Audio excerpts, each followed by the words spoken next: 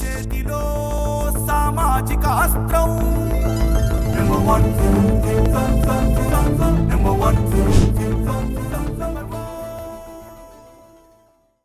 భక్త కనకదాస గారి యొక్క జయంతి కార్యక్రమాన్ని రాష్ట్ర స్థాయి అధికారి కార్యక్రమంగా ప్రకటించినటువంటి పెద్దలు గౌరవనీయులు శ్రీ నారా చంద్రబాబు నాయుడు గారికి ధన్యవాదాలు తెలియజేసుకుంటున్నాం.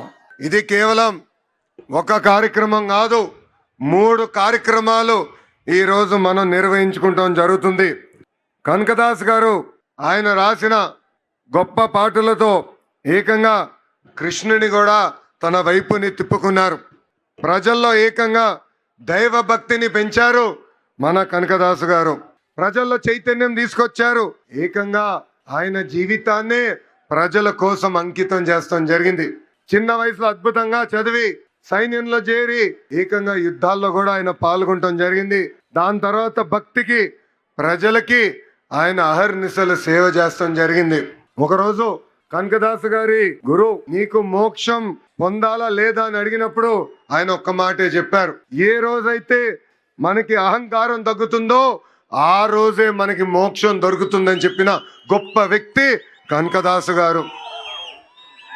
కనకదాస్ గారి జీవితం మనందరికి ఒక స్ఫూర్తి.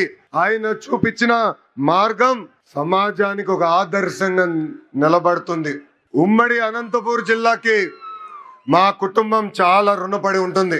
విశ్వవిఖ్యాత నట సార్వభౌమ స్వర్గశ్రీ నందమూరి తారక రామారావు గారిని 3 సార్లు గెలిపించి శాసనసభకు పంపించింది అనంతపురం జిల్లా. నా మామ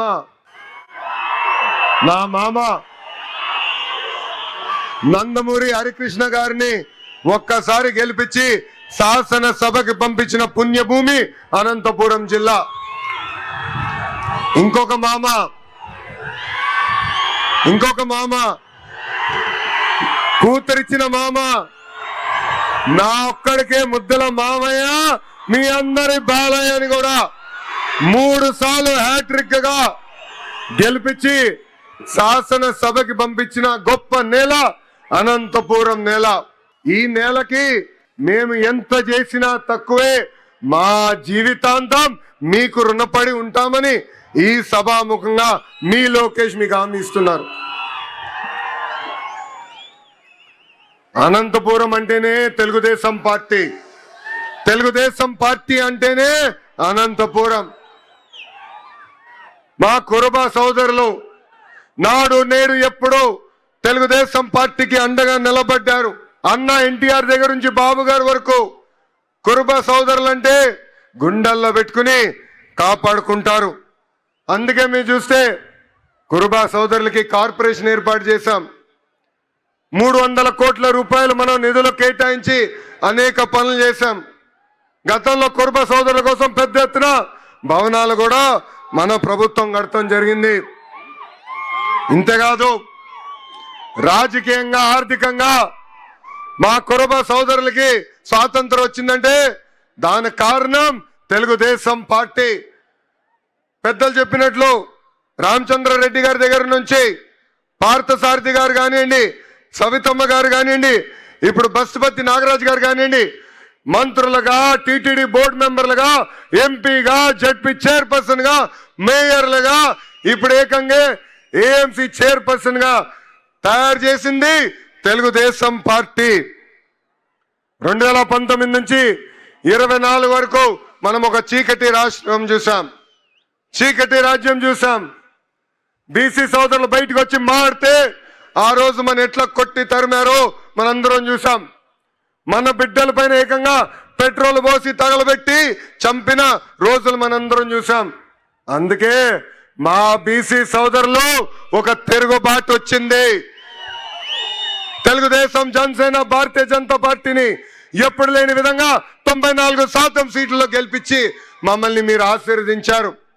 చేయాల్సిన పనులు అనేక ఉన్నాయి. నాకు ఇప్పుడు కూడా బాగా గుర్తు, పాదయాత్రలో మన సంఘ పెద్దలందరినీ కలిసా, వాళ్ళందరితో నేను చర్చించా.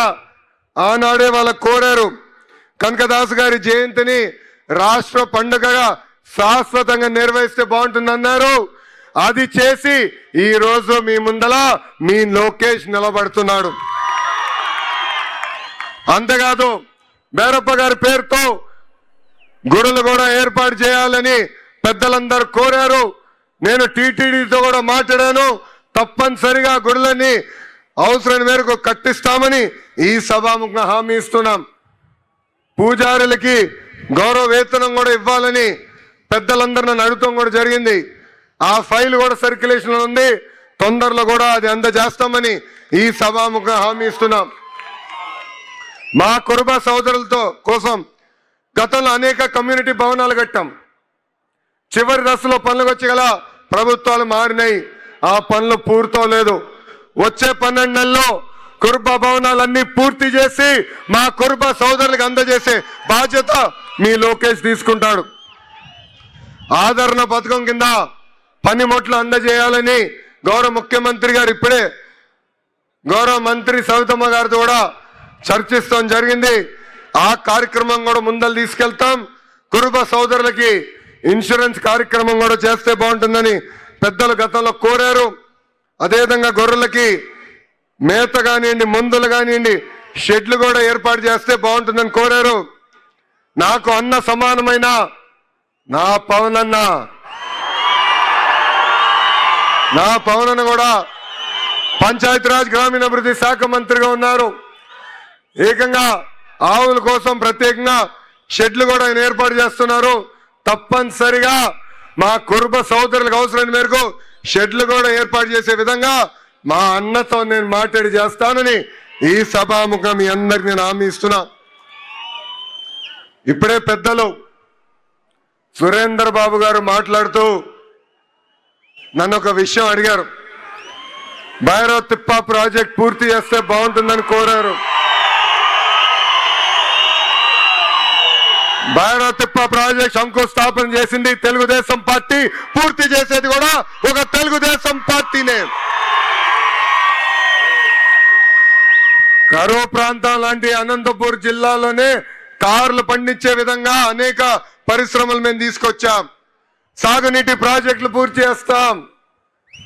మన జిల్లాలో నిరుద్యోగ యువకులకి పెద్ద ఎత్తున ఉద్యోగాలు కల్పించే లక్ష్యంతో ఈ రోజు పరిశ్రమలు మేము తీసుకొస్తున్నాం. తప్పనిసరిగా ఈ సాగునీటి ప్రాజెక్టు పూర్తి చేస్తాం. హార్టికల్చర్ పెద్ద ఎత్తున పూర్తి చేస్తాం. ఆంధ్ర రాష్ట్రంలో తలసరి ఆదాయంలో మన జిల్లా ఇప్పుడు 5వ స్థానంలో ఉంది. అందరం కష్టపడితే రాబోయే 3.5 సంవత్సరాల్లో 3వ స్థానాన్ని కూడా తీసుకెళ్లే బాధ్యత తెలుగుదేశం పార్టీ తీసుకుంటుందని ఈ సభాముఖం మీకు హామీ ఇస్తున్నాం. దశాబ్దాలుగా మన జిల్లాలో ఒక సంస్థ ఆర్డిటి సంస్థ మనకి అనేక సేవలు అందిస్తున్నారు. ఆసుపత్రులు కానివ్వండి, స్వయం ఉపాధి కానివ్వండి, పాఠశాలలు కానివ్వండి, పెద్ద ఎత్తున వాళ్ళు మనకి సేవ చేస్తున్నారు. కొన్ని కారణాల వల్ల వాళ్ళకి రావాల్సిన లైసెన్స్ కొంచెం ఆలస్యమైంది.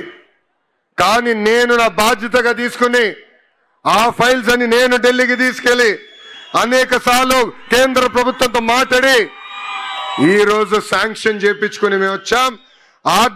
ఆర్డిటిని కాపాడితే కాదు, ముందరికి ప్రోత్సహించే బాధ్యత మేము తీసుకుంటామని ఈ సభాముఖంగా అనంతపూర్ ప్రజలందరికీ నేను హామీ ఇస్తున్నా.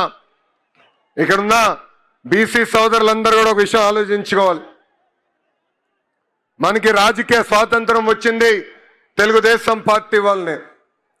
అన్న ఎన్టీఆర్ దగ్గర నుంచి బాబు గారి వరకు మనకి అండగా నిలబడ్డారు. ఇప్పుడు మీ లోకేష్ మీ ముందర నిలబడుతున్నాడు. గతంలో నేను 3132 కిలోమీటర్లు పాదయాత్ర చేశా. ఉపకులాల వారిగా మిమ్మల్ని అందరినీ కలిసా. మీ సమస్యలు నేరుగా నేను తెలుసుకున్నా. ఆ సమస్యలన్నీ ఇప్పుడు నా గుండెల్లో ఉంది.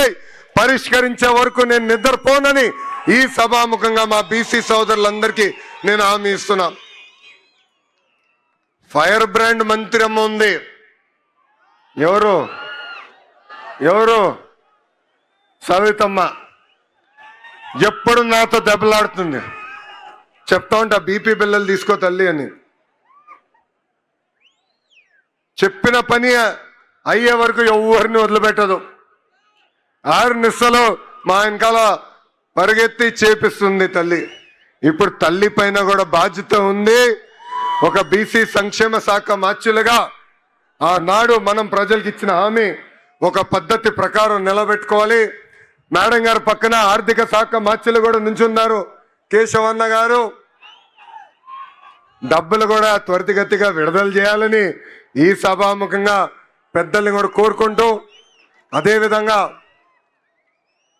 పార్థసారథి ఉన్నారు వేదికమైన, ఆయన మన తరపున కేంద్ర ప్రభుత్వంతో పోరాడుతున్నారు.